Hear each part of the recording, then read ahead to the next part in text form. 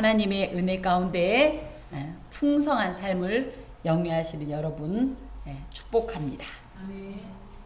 오늘 하나님께서 우리에게 주시는 신명기 21장 1절에서 23절 말씀, 거룩한 공동체 세우기 첫 번째 말씀으로 받겠습니다. 저희 교회는 워낙 원어를 많이 해서 거룩하다라는 말이 뭐예요? 거룩? 보통 거룩하다 그럼 무슨 생각을 하냐면 소리 없다, 그죠? 그리고 조심하는 이런 수준의 어떤 걸 생각하는데, 워낙 거룩이라는 카도시라는 말은 뭐냐면 구분되다, 그래서 어떤 것과 나누어 떨어져 있다, 따로 분리되다, 이런 뜻이에요. 그래서 거룩하다는 건 뭐예요? 그냥 여기 와서 조용조용 얘기하고 말도 없고 요런 수준이 아니라 삶이 죄악된 삶, 하나님께서 싫어하시는 삶에서 완전히 잘라져 나오다, 절대 거긴 쳐다도 안 본다, 딱 나누어져 있다, 이것이 거룩입니다. 세상의 법칙, 세상의 어떤 조건, 방법, 그 어떤 목적, 가치관 등에서 완전히 떨어져 나와서 그럼 이제 뭐하냐? 하나님의 나라에 합당한 삶을 사는 것이 거룩, 카도시입니다. 하나님께서는 우리가 이 거룩한 백성이라고, 거룩하지도 않은데 거룩할 성을 또 붙여줘서 성도, 거룩한 무리다, 이렇게 말씀하셨어요. 성도란 이름은 뭐예요? 교회 다니는 사람 이 뜻이 아니라 뭐다? 세상 나라에 속하지 않은, 세상의 이 하나님께서 싫어하시는 죄악된 것과 전혀 상관하지 않고 이것들을 절대 따르지 않고 완전히 하나님 나라로 딱 구별된 존재다, 나누어진 존재다, 분리된 존재다, 이것이 거룩한 어떤 무리라는 성도에게 할당된 정체성입니다. 그러면 이 거룩한 성도들이 이 땅 가운데서 어떻게 살아야 되냐? 그야말로 거룩한 공동체로, 또 모범으로 살아야 합니다. 그 특징들을 오늘 본문을 통해서 확인받겠습니다.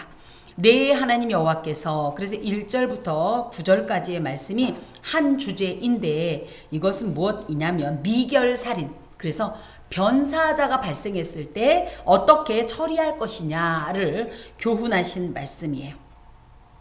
그래서 자 보면, 내 하나님 여호와께서 내게 주어 차지하게 하신 땅에서, 우리가 생각할 때 하나님께서 주신 그 땅은 악도 없고 그저 불의도 없을 것 같지만 사람 사는 거 다 똑같아요. 거기에서는 얼마든지 이런 일들도 발생할 수 있어요. 거룩한 공동체니까 서로 미워하는 것도 없을 것 같고, 그래서 살인이라는 건 생각도 할 수 없을 것 같고, 도적질도 없고 음란도 없을 것 같지만, 놀랍게도 거룩한 무리라고 해놓고 우리가 거룩한 정체성을 제대로 나타내지 못하니까 뭐예요? 그래서 너무 마음 아픈 얘기지만 뭐예요? 교회 다녀도 할 거 다 한다, 이런 소리를 듣게 되는 겁니다. 실제로 그런 일들이 하나님께서 주신 이 약속의 땅에 가도 일어난다는 거예요. 왜? 가나안 땅은 원래 하나님 나라의 어떤 하나의 예표입니다. 하나님 나라를 미리 이 땅에서 보여주는 것과 같아요. 그럼에도 불구하고 이 가나안은 아직 완성된 하나님 나라가 아니기 때문에 그 안에서 아직도 해결되지 않은 우리의 이런 모든 죄성들이 끝내는 악을 바라게 되는 거죠. 그래서 너무 가슴 아프게 그곳에 피살된 시체가 들에 엎드러졌다. 이건 무슨 얘기냐면 변사자, 그래서 누가 죽였는지 알지 못하는 이런 상황이 생겼을 때에 너희들이 이것을 어떻게 처리할 거냐, 그 말씀입니다. 그래서 이렇게 미결 살인 사건이 발생했을 때 뭘 해야 되냐면, 첫 번째, 너희의 장로들과 재판장들은 나가서 그 피살된 곳의 사방에 있는 성읍의 원근을 잴 것이며, 그래서 속죄 의식을 행해야 돼요. 내가 안 죽였어도, 내가 이 살인 사건의 가해자가 아니어도 내가 마치 가해자인 것처럼 하나님 앞에 이 죄에 대한 속죄를 받아야 돼요. 그래서 속죄 의식을 행해야 되는데, 이 속죄 의식의 집행자는 누구냐면 지방재판소의 구성원들로서 대속을 책임질 어떤 사람들인 이 장로들과 재판장들이 이제 나가는 거예요. 그래서 그 피살된 곳의 사방에 있는 성읍의 원근을 잴 것이요. 이게 무슨 얘기냐면, 그 변사자가 쓰러져 있는 이곳에서 어느 성읍이 제일 가깝냐, 이걸 보라는 거예요. 왜 그러냐 하면, 이 성읍이 이 피살된 자체, 이 죽음은 뭐예요? 성경적으로 거룩과 반대되는 부정이라는 겁니다. 거룩하지 않은 것이에요. 그럼 종교적으로 이 거룩과 최대한 가까이 붙어 있는 사람이 더 부정하다는 그런 의미를 가지고 있기 때문에 전 어린 시절에 이걸 읽으면서 그렇지 아무래도 가까이 있는 사람이 사람을 죽였나 보지 이렇게 생각을 했었는데 그게 아니라 그러니까 죄라는 이 죄의 결과인 죽음이 최대한 가까이 있으면 그만큼 더 종교적으로 부정한 존재다라고 그렇게 이렇게 규정을 해놓은 거예요. 그래서 이곳에서 속죄 의식의 어떤 이런 주체가 되어야 되는 거죠. 그래서 이 주변 성읍의 이제 원근을 이제 측정하게 되는데 이 경우에 보통 고대 이스라엘 사회에서는 피를 흘리면 이 죄로 인해서 땅이 더럽혀진다라고 생각을 했대요. 그러니까 이 땅을 정결하게 하기 위해서는 반드시 이 속죄 의식이 필요했던 거죠. 그렇게 되면 그 피살된 곳에서 제일 가까운 성읍의 장로들이 그 성읍에서 아직 부리지 아니하고 멍에를 매지 아니한 암송아지를 취하여 그 성읍의 장로들이 물이 항상 흐르고 갈지도 않고 씨를 뿌린 일도 없는 골짜기로 그 송아지를 끌고 가서 그 골짜기에서 그 송아지의 목을 꺾어라. 이게 이제 속죄 의식입니다. 그래서 일단 그 제일 가까운 곳에 여기 지금 이 시체가 있으면 시체가 있는 이곳에서 제일 가까운 곳의 성읍의 장로들이 나와서 이제 대표로 속죄 의식을 행하게 되는데 이때 뭘 해야 되냐면 아직 부리지 아니하고 멍에를 매지 아니한 암송아지 한 마리를 끌고 와야 돼요. 이 암송아지로 말할 것 같으면 흠이 없는 속죄용 제물로 합당한 그런 소를 의미하는데 아직 부리지 아니하였다. 이것은 무엇이냐면 사람들이 노동에 아직 투입되지 않았다. 그 특히 멍에라는 것은 이제 물론 거기에서는 부리기 위해서 멍에를 매는 거잖아요. 소를 쭈쭈쭈 하려고 멍에를 매는 건데 아직 그런 일이 없으니까 멍에를 매지 않았는데 이것은 영적으로 무슨 얘기냐면 죄를 짓지 않은 상태, 죄를 짓지 않은 존재. 그렇기 때문에 죄의 멍에를 짓지 않았고 죄의 속박이 없고 그렇기 때문에 마귀가 우리가 죄를 지면 그때부터 누구의 종이 돼요? 마귀의 종이 돼서 마귀가 자기 멋대로 할 수 있는데 그런 일이 없는 존재. 이게 누굽니까? 예수님밖에 없어요. 우리는 태어나면서부터 이미 죄의 멍에를 지고 이 사탄의 어떤 이런 종이 되어서 부림을 당하게 되는 거거든요. 근데 그렇지 않은 존재인 송아지, 그래서 암송아지인데 그것이 궁극적으로는 누구냐면 죄가 없으면서도 죄인을 대신하여 죽으신 예수 그리스도를 상징합니다. 그래서 이곳에도 주의 대속의 원리가 들어가 있어요. 특히 이런 송아지인 경우는 순결하고 흠이 없어야 속죄용 제물로 그 용도가 가능합니다. 그래서 흠이 없고 또 순결한 그런 소를 가지고 물이 항상 흐른다라는 이야기는 아까도 얘기했듯이 이스라엘 사람들은 이 피가 땅에 떨어지면 땅이 이 피를 흡수한다고 생각했어요. 그럼 이 생명을 흡수한 이 땅이 뭐예요? 저주를 받았기 때문에 땅의 효력을 발생할 수가 없어요. 저주받은 땅이기 때문에 풍성한 곡식을 낼 수가 없다라고 생각을 했어요. 그래서 어떻게 해요? 땅에 피가 스며들기 전에 빨리 물로 씻어내버리자. 이런 의미를 가지고 있습니다. 그래서 그 죄가 이스라엘 공동체에 영향을 주지 않도록 하는 그런 의미가 있고요. 또 갈지도 않고 씨를 뿌린 이들도 없는 골짜기라는 것은 씨를 뿌리려면 어떻게 하죠? 땅을 뒤집어 엎어야 되죠. 근데 만약에 땅을 뒤집어 엎었더니 여기에 피자국이 있어요. 그러면 어떻게 돼요? 또 이 사람들은 부정에 노출이 되고 그렇기 때문에 그런 일이 그러니까 파종할 수 있는 밭이 아닌 골짜기. 그래서 물이 흐르고 그래서 농사 짓지 않는 골짜기로 가면 사람들이 일단 이 죄악된 피를 씻어 버릴 수도 있고 또 한 가지는 그것 때문에 다시 한번 자신들이 이 부정에 노출될 일도 없는 이런 골짜기로 가서 그 송아지의 목을 꺾어라. 근데 이거는 먹는 고기가 아니에요. 그냥 하나님께 그 송아지의 피를 통하여서 속죄 받는, 그러니까 피 흘림에 합당한 어떤 피는 피로 대속하는 이런 어떤 행동을 하라는 얘기입니다. 그때 레위 자손 제사장들도 그리로 가라. 그래서 제사장들이 참관을 해야 되는데 왜 그러냐고 했더니 과연 하나님의 뜻과 방식대로 이들이 제대로 집행하는지 가서 감독해줘라. 그리고 무엇보다도 이것은 누구 앞에서, 이 제사장들로 말하면 구약시대의 제사장들은 하나님의 대리자예요. 그런 것을 상징합니다. 하나님의 권위, 하나님의 이 대리자를 상징하기 때문에 하나님 앞에서, 즉 제사장 앞에서 행했지만 이것이 마치 누구 앞에서?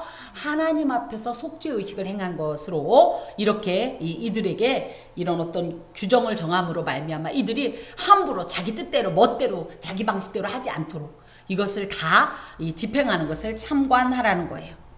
그리고 나면 이제 이 사람들이, 이제 제사장들이, 야, 이제 그래서 모든 죄가 다 씻어졌다. 비록 이 사람이 자연사가 아니고 사고사에 의해서 죽었지만은 이 죄를 하나님께서 더 묻지 않는다라고 판결을 내리라는 거예요. 이렇게 선포를 내리라는 거예요.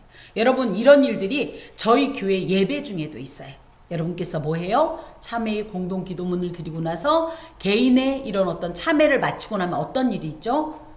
예, 하나님의 이 대언의 권위로 이 목회자가 그 죄가 사해졌느니라 하고 사죄를 선언하는 것과 같습니다. 그렇게 되면 어떻게 해요? 여러분도 그러면 내가 이 하나님 앞에 고백했던 이 죄는 다 용서함 받았다는 확신이 있잖아요. 같은 어떤 방식으로 지금 그걸 하려는 거예요. 그리고 나면 그 뒤에 피살된 곳에서 제일 가까운 성읍의 모든 장로들이, 그래서 2절에 보면 재판장들도 같이 가라고 했는데 사실은 재판장은 누구냐면 약간 이 사법을 집행하고 행정적인 것을 이게 대리하는 자들이고, 이 장로들은 종교적인 것들을 많이 이렇게 집례한다고 할 때 이 일은 행정적인 처분이 아니라 종교적인 어떤 이런 행동이기 때문에 장로들이 이 모든 일을 하는 겁니다. 그래서 그 장로들은 골짜기에서 목을 꺾은 암송아지 위에, 그래서 이 송아지는 죽었죠. 죽은 이 송아지 위에 손을 씻으면서, 그래서 그 송아지 위에다가 이렇게 손을 씻는데, 이 손을 씻는 행동은 뭐예요? 나는 이제 이 죄가 다 씻어졌다, 죄가 없다. 요런 비슷한 행동을 신약에서 누가 했어요? 그죠? 빌라도가 예수님을 십자가에 못 박으러 땅땅땅 해놓고 난 잘못 없어? 이렇게 손 씻었던 요런 의식인데, 어찌됐든 그렇게 손을 씻어서 이제 너는 이 죄와 관계가 없다라는 것을 증명해라. 이런 의식들이 우리가 생각할 때 뭐 유치하게 저런 걸 해야 할지 모르지만 사람의 행동이요 놀랍게 이 마음에 박힙니다. 그래서 마음을 표현하기도 하고 마음에 있는 것을 내기도 할 때 특히 우리의 행동과 다 연관이 돼요.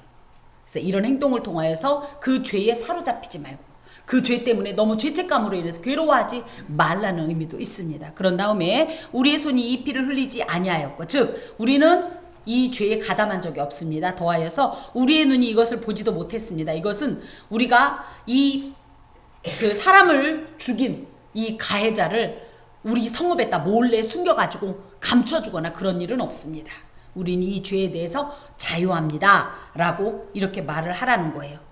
여호와, 그러면서 이제 기도하기를, 여호와여 주께서 속량하신 주의 백성 이스라엘을 사하시고 무죄한 피를 주의 백성 이스라엘 중에 머물러 두지 마옵소서, 이렇게 기도하라는 겁니다. 주께서 속량하시다라는 얘기는 하나님의 백성을 속량하신 하나님께서 이스라엘이 비록 원튼 원치 않든 이 죄에 노출될 수밖에 없었는데 이 죄마저 어떻게 해달라? 사해달라라는 얘기는, 사하다라는 표현이 여기는 그냥 사하다고 나왔지만 덮어주소서 이런 뜻이. 죄가 없어질 수는 없어요. 그런데 어떻게 하는 거예요? 덮어지는 거예요. 무엇으로? 예수의 의로. 이 덮다라는 말이 원어는 뭐냐면요, 카파르라는 말입니다. 노아 방주를 만든 나무의 이름이 뭐예요? 고페르. 고페르 나무입니다. 그래서 이게 원래는 우리는 고페르라고 되어 있지만 코페르예요. 이스라엘은 모음이 크게 발달하지 않았어요. 대부분이 자음을 통해서 이걸 읽습니다. 그래서 뭐 이 히브리어를 보면 아래 점 하나, 점 두 개, 점 세 개 이렇게 해서 발음이 비슷한데 약간씩 다르거든요. 근데 이것보다는 사실은 어찌됐든 줄기는 다 이 자음입니다. 그럴 때 똑같이 코페르도 이 세 개의 자음이 크, 푸, 흐 쓰고, 그죠? 또 그 다음에 역청도 우리가 알고 있는 그 찐득찐득한 타르를 역청이라고 하는데, 얘도 뭐 얘도 비슷한 발음입니다. 그래서 뭐 카파르 막 이렇다면 또 거기에 보면 역청으로 칠해라 할 때 이 칠하다는 표현도 카파르입니다. 그래서 창세기를 강의할 때 그런 말씀을 드렸는데 하나님께서 굳이 이 단어를 반복해서 쓰신 건 뭐예요? 너희들의 모든 죄를 하나님께서 덮고 하셔서 구원하셨다는 것을 이 삼중 반복 강조를 통하여서 우리에게 주시는데 여기에서도 그래서 뭐예요? 이스라엘은 비록 죄를 지었지만 예수 그리스도의 여기서는 따지고 보면 마치 암송아지의 피로 덮어지는 것처럼 예수 그리스도의 의로 다 덮어주시고 그래서 우리가 더 이상 이 피 흘린 죄로 관계되지 않도록 하나님 용서해 주옵소서 이렇게 기도하라는 거예요. 이것이 이제 성경적 대속의 원리로서 우리는 죄인입니다. 하지만 이 죄를 씻을 방법이 없어요. 해결할 방법이 없어요. 그래서 어떻게 해요? 예수 그리스도의 피로 그죠? 대신 속하고 그래서 바꿔치기 했다는 뜻이에요. 원래는 우리가 죄를 졌는데 죄를 지은 우리는 살고 죄를 짓지 않은 예수가 오히려 죽는 이 바꿔치기가 요게 바로 속죄의 원리인데요. 이러므로 말미암아 우리는 죄인임에도 불구하고 하나님 앞에 어떤 존재로 예수 그리스도의 의의 옷을 입어서 마치 의로운 존재인 것처럼 보여지는 것이 이 인정되는 것이 성경적 대속의 원리인데 이곳에 그것이 이제 숨어 있습니다. 그리고 나서 너는 이와 같이 여호와 보시기에 정직한 일을 행하여 무죄한 자의 피 흘린 죄를 너희 중에서 제할지니라. 속죄 의식을 통하여서 이제 대속이 이제 효력이 발생하는 거예요. 그래서 더 이상 피 흘린 것에 대해서 하나님의 심판이 이 공동체에 임하지 않는다. 이런 의미입니다.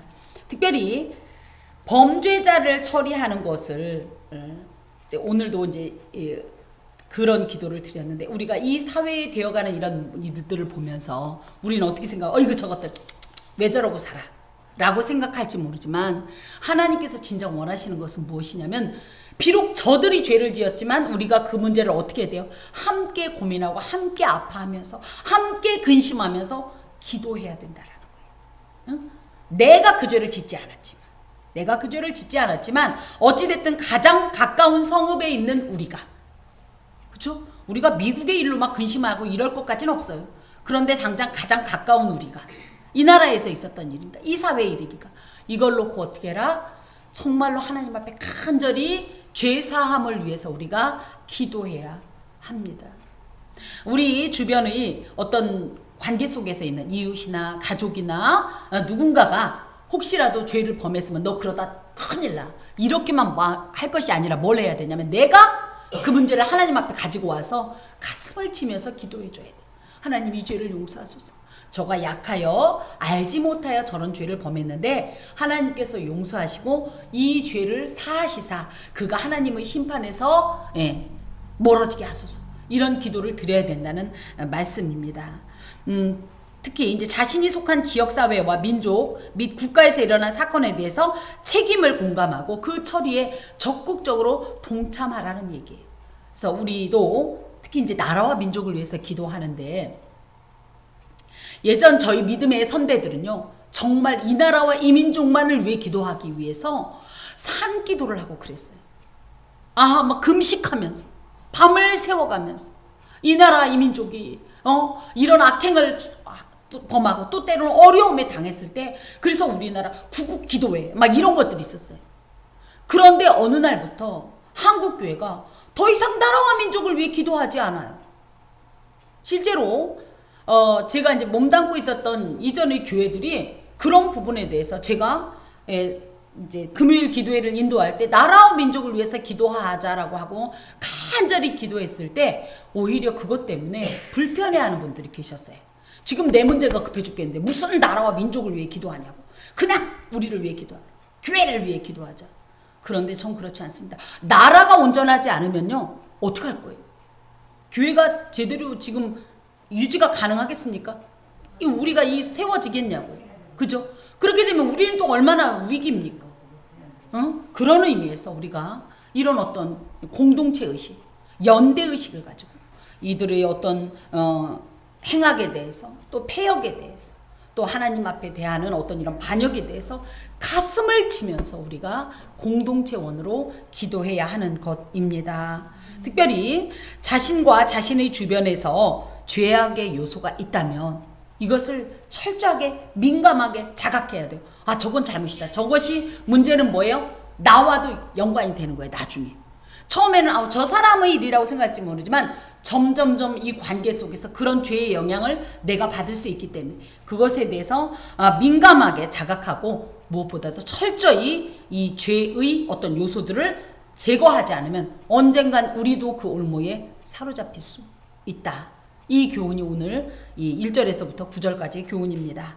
더하여서 아주 특이한 본문이 나오는데요. 10절에서부터 14절까지의 내용입니다. 그래서 지난 20장에 보면 어떤 일이 있냐면 가나안 이 정복 전쟁을 할 때 두 가지의 전쟁으로 구분된다고 그랬어요. 하나는 뭐예요? 가나안 7족속에 대해서는 진멸하라. 할렘. 그래서 뭐 헬렘 막 이래가지고 완전히 정말 그 어떤 것도 아끼지 말고 다 그냥 진멸해서 우리가 그들 때문에 범죄할 수 있는 요소들을 싸그리 없애라. 그런데 만약에 멀리 있는 자들은 어떻게 하라고 그랬어요? 14절에 보면 너는 오직 여자들과 유아들과 가축들과 성읍 가운데 있는 모든 것을 너를 위하여 탈취물로 삼을 수 있다 이랬어요. 그때 이제 포로로 데려온 여자에 대한 규정입니다. 자, 그래서 내가 이 11절에 만일 그 포로 중에 아리따운 여자를 보고 사랑에 빠졌으면 그를 이방인이라고 해서 절대 너와 결혼하지 못하는 것이 아니라 어떻게 해라? 그와 결혼할 수 있다 이 얘기예요. 그러면 그 여인과 어떻게 결혼을 하냐면 결혼하기 전에 이 사람은 이방인이기 때문에 하나님 신앙과 무관한 존재였기 때문에 이들이 이방 풍속에 취해서 범죄한 이것들에 대해서 정결례를 행하라 이 얘기입니다. 정결하게 한 다음에 공동체로 들어와야지 거룩이 손상되지 않기 때문입니다.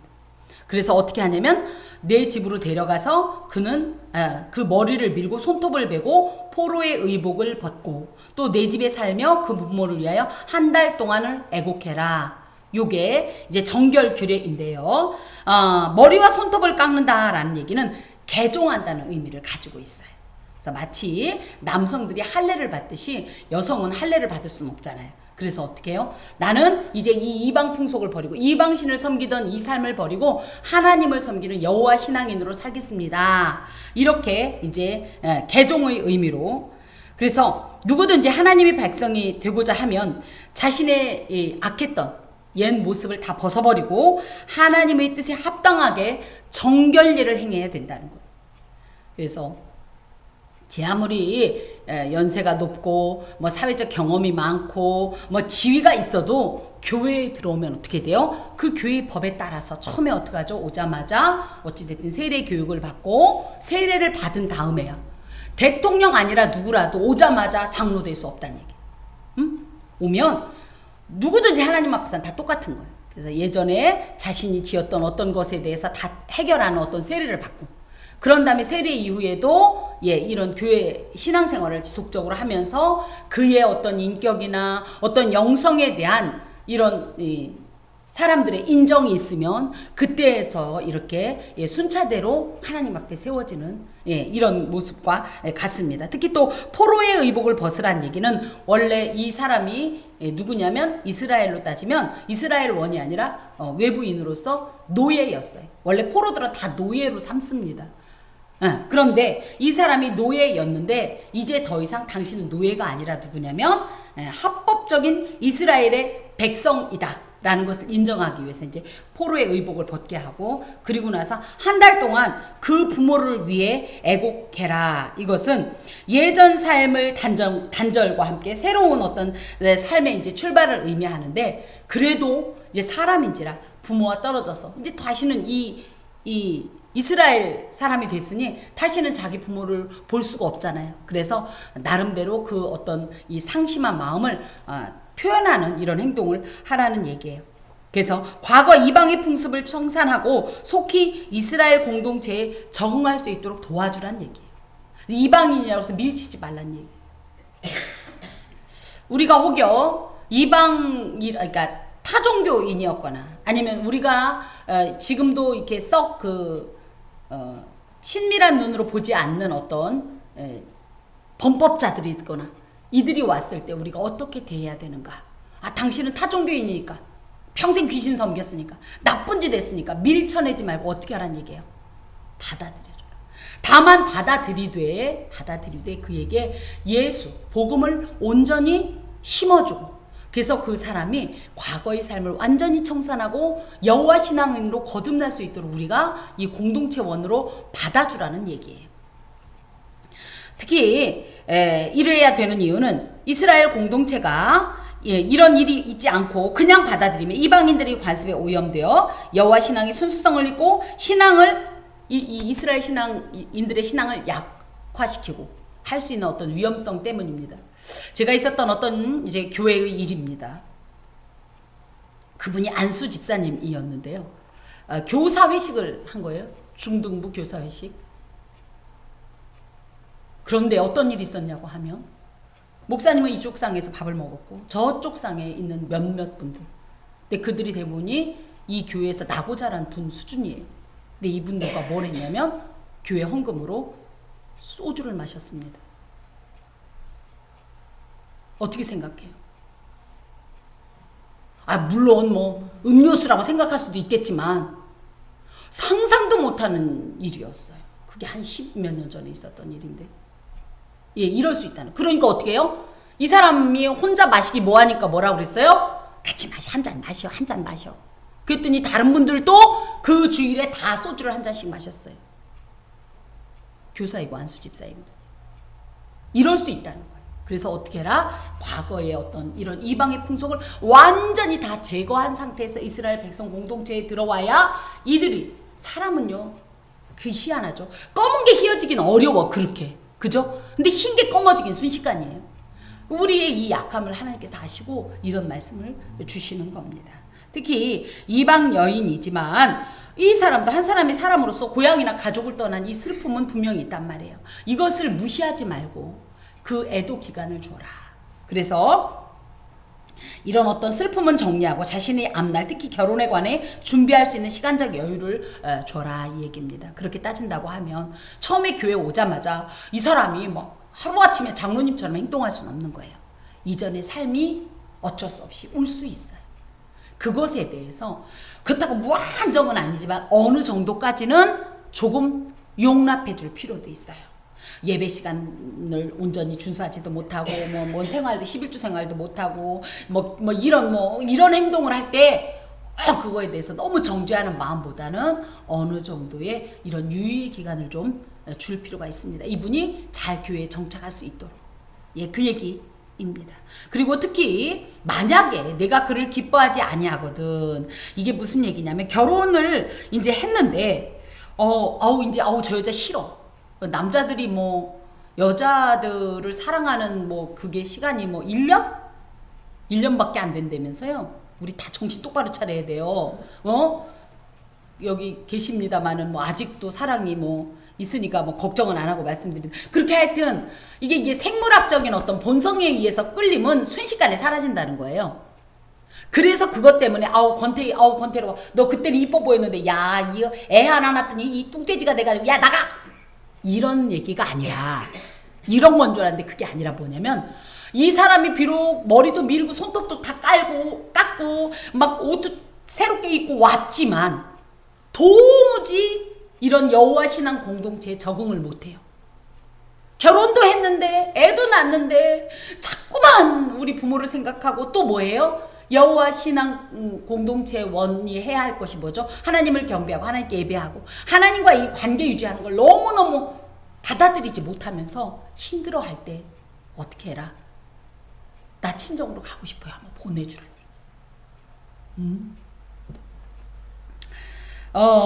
비록 그가 포로였고 하지만 어떻게 해라? 그도 누구다? 하나님이 지으신 한 인간이기 때문에 그의 인권을, 기본적인 인권을 존중해줘라. 사실 포로는요 대부분이 노예였고요. 막 그 자리에서 죽여도 상관없었고요. 막 함부로 욕보이고 했었어요. 남성들이. 그래서 전쟁이 나면 누가 가장 힘드냐면 여자와 어린아이라는 표현을 하잖아요. 예. 그런 특히 고대엔 더 있다면 인권이 어디 있어. 그런데 성경에서 이야기하는 이런 포로 규정은 참 하나님의 속성을 아주 제대로 보여주는데, 하나님은 뭐다? 비록 포로이지만 한 인간으로서 대접받을 권리와 인간으로서의 가치를 가지고 있으니 그에게 긍휼을 베풀어 주고 인간 대 인간으로 그의 마음을 용납해줘라, 관용해줘라, 참아주고 허락해주고 이해해줘라. 성경을 많은 분들이 보고 특히 구약의 하나님은 무서운 하나님, 잔인한 하나님, 난폭한 무슨 폭군이라고 많이 얘기하지만 사실은 사이사이를 들여다보면 하나님의 이 성경적인 이 원리가 그 어떤 인도주의적이고 민주주의적인 어떤 방식이나 제도를 능가하는 초월적이고 이 세상엔 없는 그런 방식들이 굉장히 많이 짙게 배어 있다는 사실을 이런 것을 통해서 발견할 수 있습니다. 또 봅니다. 이제 15절부터 17절까지는 장자의 상속권에 대한 얘기인데요. 어떤 사람이 두 아내를 두었는데, 근데 우리가 분명히 기억할 것이 있습니다. 성경에서 두 아내를 두었다. 그리고 아브라함도 그죠? 사라, 하갈, 그두라 있었지. 야곱도 마누라 4명 있었지. 그러니까 마누라 많이 얻어도 돼. 아니에요. 하나님은 분명히 일부 일처제를 정하셨어요. 한 남자와 한 여자만 가정 공동체를 이룰 수 있는 이런 상태입니다. 근데 지금은 어때요? 누구 말 맞다나 애인 없으면 뭐라고. 이건 잘못된 겁니다. 그런데도 불구하고 인간이 너무 악해서 이렇게 일부 다처제를 만든 거예요. 이것이 언제 처음으로 나타났냐면 창세기 4장에 보면 라멕이라는 사람이요, 야다와 실라 그래갖고 여자를 딱 둘을 얻어요. 그전에는 그렇지 않았어요. 그러면서 그 뒤로 어떤 일이 있어요? 그것이 마치 당연한 것처럼 이렇게 생각을 하는데, 만약에 아내가 한 사람 있었다면 당연히 큰아들이 장자죠. 근데 인간의 악함으로 벌어진 일부 다처제 때문에, 이런 행동 때문에 이런 폐단이 나오는데, 그게 뭐냐면 마누라가 둘인데 하나는 너무 이뻐, 하나는 비기 싫어 죽겠어. 그냥 밥 먹는 것도 비기 싫고 그냥 걷는 것도 비기 싫어 죽겠어. 예를 들어 이렇게 생각을 했어요. 이런 일이 누구에게 있었죠? 야곱이 그랬잖아요. 그죠? 정실 부인이지만 레아는 싫어하고 라헬은 또 그렇게 이뻐했잖아요. 이런 경우를 이제 볼 때, 그래도 아들을 낳는데 하필이면 내가 너무너무 사랑하는 여자가 아기를 나중에 낳고 내가 너무 미워하는 여자가 애를 먼저 낳네. 그래서 내 마음은 누구한테 이 장자권을 주고 싶으냐 하면 이뻐하는 이 마누라 아들한테 주고 싶어요. 이 장자권이 뭐냐면 아버지 재산이 1000억이 있다. 그러면 그 중에 3분의 2가 장자한테 넘어갑니다. 그러니까 적어도 700억이 장자 거예요. 그리고 나머지 30억 갖고 나머지 알아서 n분의 1 하는 거예요.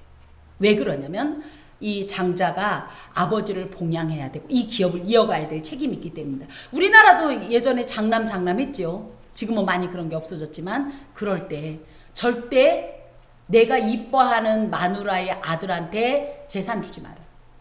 아무리 미워도 네 장자는, 내가 아무리 이 마누라를 싫어했어도 이 마누라가 낳은 아들이 장자거든. 반드시 이 장자에게 이 장자권을 줘라. 왜냐하면 이것은 이 장자의 권리는 하나님께서 주신 권리되는 거예요.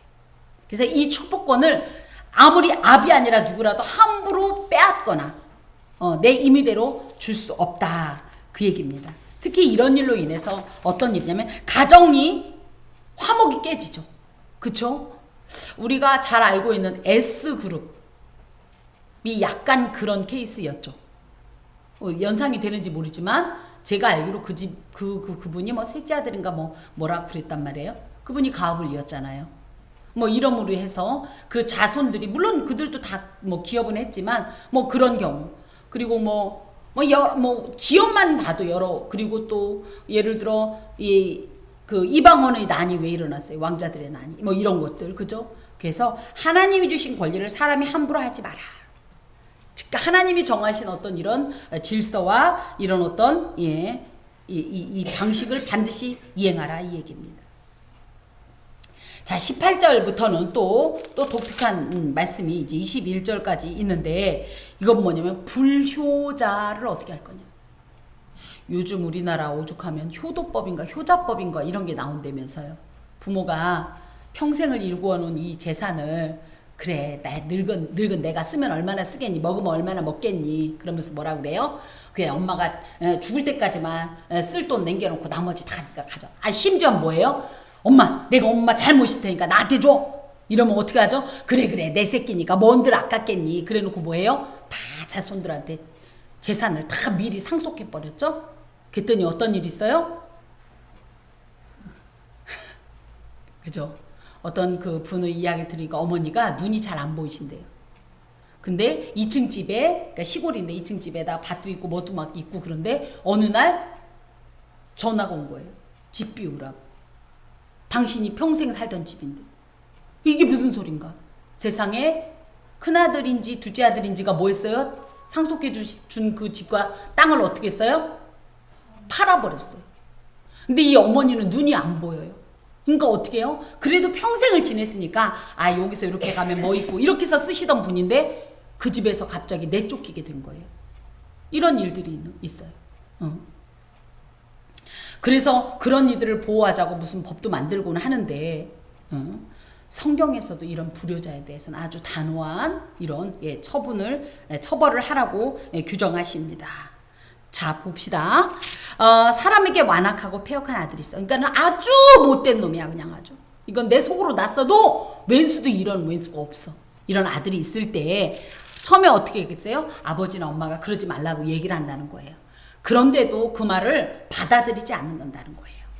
그래서 정 안 돼서 어떻게 해요? 이 녀석아 막 때리기도 하고 막 용돈도 안 줘보고 막 별걸 다 해도 요동하지 않거든. 근데 이렇게 얘기해요. 요즘은 꽃으로도 때리지 마라. 워낙은 맞습니다만은 성경에서는 부모를 하나님의 이 권위를 가진 하나님의 대리자로 말씀하십니다. 그래서 십계명 중에 대신계명이 4개고 대인계명 중에 첫 번째가 뭐예요? 내 부모를 공경하라거든. 그러면 어떻게 한다? 내가 장수하고 복을 얻는다. 하나님이 이런 약속을 줄 정도로 이 부모의 권위를 굉장히 하나님께서 보장하시는 건데, 그런 권리로 뭐 해야 돼요? 하는 일 없이 너희들은 나한테 효도해, 이게 아니라 하나님이 우리에게 행하듯이 우리가 자녀들에게 행해야 될 것이 부모의 어떤 책임이기도 한데, 그것을 행했을 때 너 그런 행동하지 마라. 그러면 그 말을 순종해야 되는 게 원칙인데 그것을 순종하지 않으면, 이 5계명을 즉 위반하면 어떤 일이 있냐? 부모가 도무지 난 안 되겠습니다. 그럼 어떻게 해요? 그 성읍의 장로, 그래서 신앙의 지도자, 종교적 지도자에게 끌고 가라는 거예요. 그런 다음에 얘기하라는 거예요. 우리의 이 자식은 완악하고 패역하여 우리 말을 듣지 아니하고, 그래서 도무지 그런 악한 행동을 하지 말라고 해도 말도 안 듣고, 심지어는 방탕하여 술에 잠긴 자라. 그래서 술 먹고 막 부모를 때리고, 요즘 그래서 노인 학대 심각하잖아요. 그 가해자의 1위가 누구냐면 아들이에요. 이런 행동을 할 때 어떻게 해라? 참지 말고 어떻게 해라? 하나님 앞에 호소해라, 이 얘기입니다. 요즘도 그렇죠. 그렇게 되면 노인보호 전문기관 같은 곳에 이게 학대를 신고해가지고 이렇게 보호를 받고 이렇게 하는데, 그러면 그 성읍의 모든 사람들이, 그러니까 근데 그때 뭐였냐면 장로가 이제 보니까 얘기를 쭉 들어보고 하니까 이 사람은 도무지 안 되겠다. 그러면 장로가 어떻게 하냐면, 이 자식은 정말로 이 공동체에 있어서 안 될 존재다 라고 판단을 하게 되면 공동체 전체가 일어나서 사형을 집행하래. 그만큼 하나님께서는 부모 공경의 문제를 매우 크고 중요한 문제로 보셨고, 이것은 부모에게 순종하라는 것이 사람이 정한 질서가 아니라 하나님께서 정하신 이 창조의 질서로서 불효하는 것은 뭐다? 하나님의 창조 질서를 파괴하는 행동이라고 아주 엄하게 보시는 겁니다.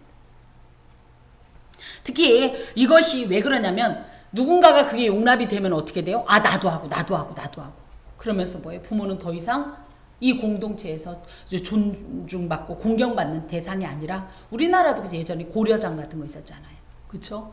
이런 일이 있다는 거예요. 지금도 보면 노인 학대 내지는 또 이 자녀들이 일방적으로 부모들을 막 요양원 같은 곳에 내지는 어떤 시설에 막 밀어넣잖아요. 부모는 그렇지도 않은데 이런 행동들을 할 수 있다는 거예요.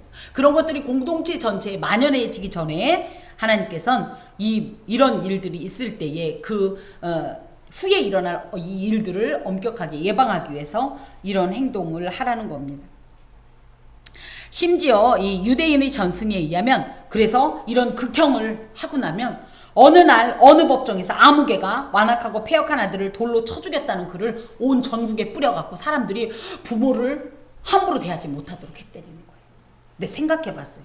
만약에 우리 집에 저희 아이들이 이런 행동을 하면 나는 진짜 고발을 하려나? 어떻게 해보실래?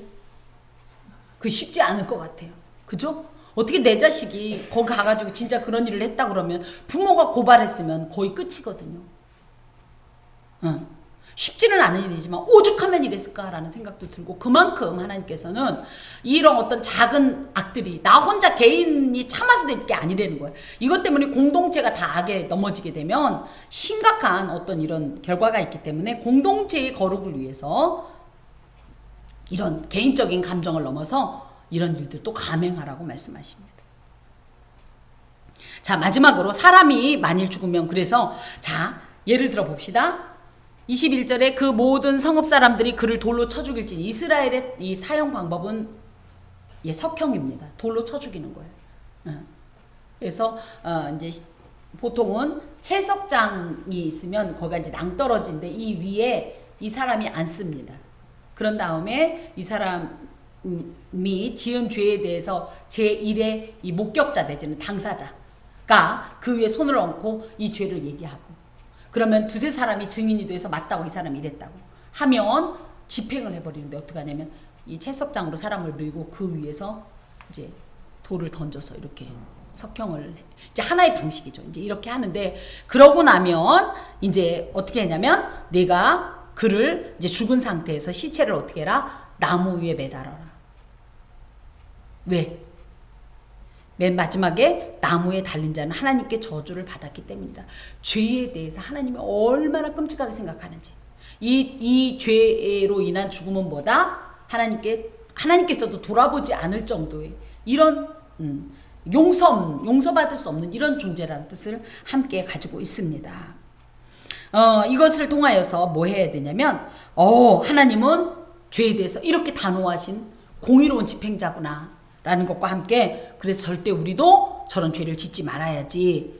우리도 효시라고 해가지고 예전에 그죠? 이 단두대 등에서 이 목이 잘린 시체를 꽂아갖고 성문 같은 데다 전시했었잖아요. 그러면서 뭐예요? 너네들도 이런 죄 지면 이렇게 죽어.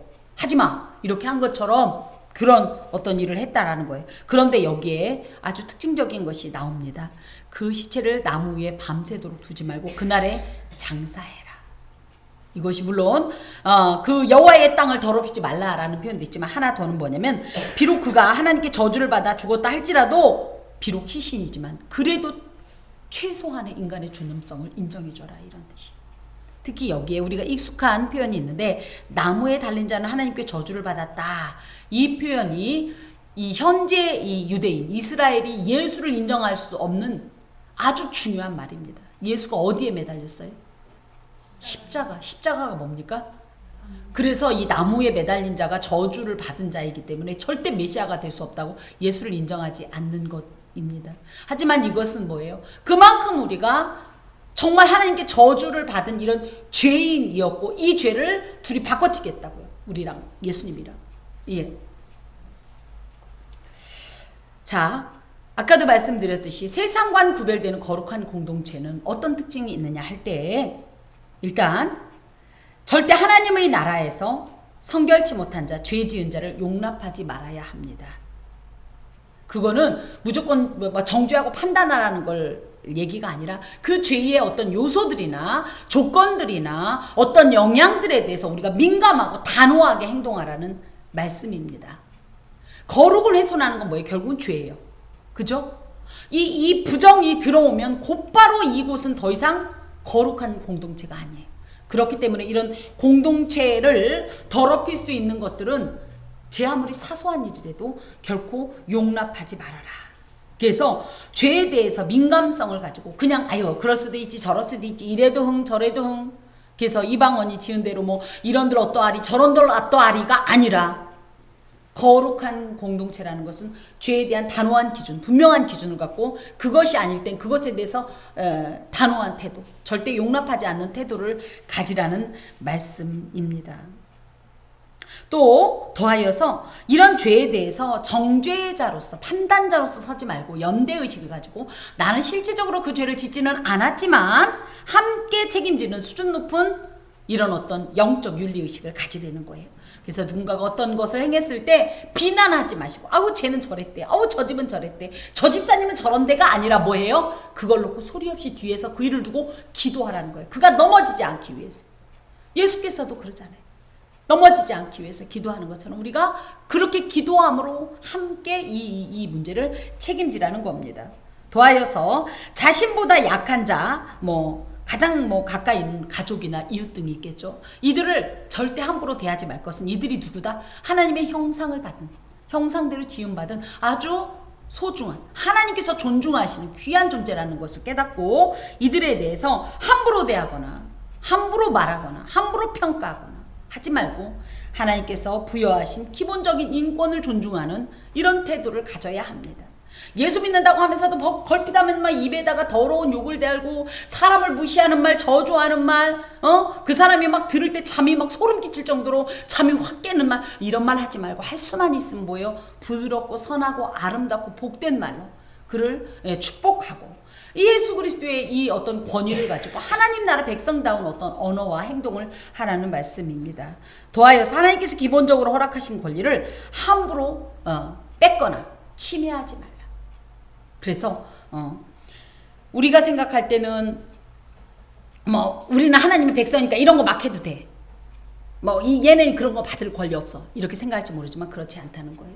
예전에 기독교가 이제 유럽에서 어마어마하게 확산이 됐을 때 그들이 했던 행동들이 지금 이런 말씀에 위배되는 행동입니다. 뭐냐면 그들이 그때 뭘 했냐면 아프리카에 가서 피부색이 검은, 그죠? 우리로 표현하면 이런 흑인종들을 이들은 뭐다? 하나님 앞에 함부로 대해도 되는 존재라고 생각하고 그들을 막 데려다가 노예로 삼고 갖다 팔고 물건처럼, 그쵸?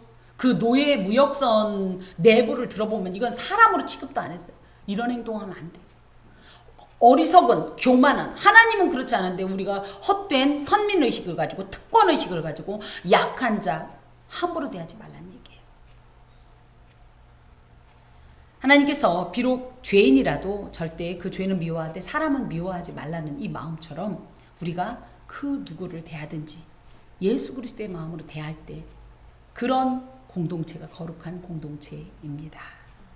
기도합시다. 주여, 우리를 당신의 아름다운 나라, 복된 공동체를 세우는 것에 사용하여 주시옵소서. 하나님의 인격으로, 하나님의 마음으로, 하나님의 눈길로, 손길로, 입술로 행하여 참되고 거룩한 성도의 본분을 다하게 하여 주옵소서. 예수 그리스도의 이름으로 기도드립니다. 아멘. 찬송가 218장 찬송하겠습니다.